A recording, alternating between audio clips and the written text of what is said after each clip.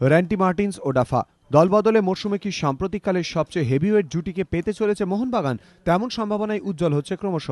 Sponsorship হারানোর পর United sports র্যান্টিকে ধরে রাখতে পারবে কিনা তা নিয়ে দেখা দিয়েছে সন্দেহ।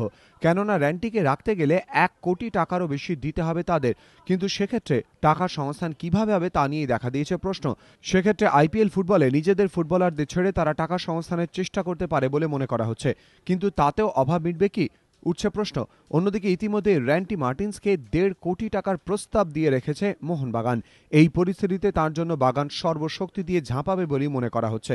র্যান্টি এলে তার সঙ্গে ওডাফার বোঝাপড়ার কোনো সমস্যা হবে না তো, প্রশ্নটা ঘোরাফেরা করছে ময়দানের আনাচে কানাচে। ভাইচুং, ব্যারেটো, টোলগে, ওডাফা বহু নক্ষত্র জুটিকেই পেয়েছে মোহনবাগান।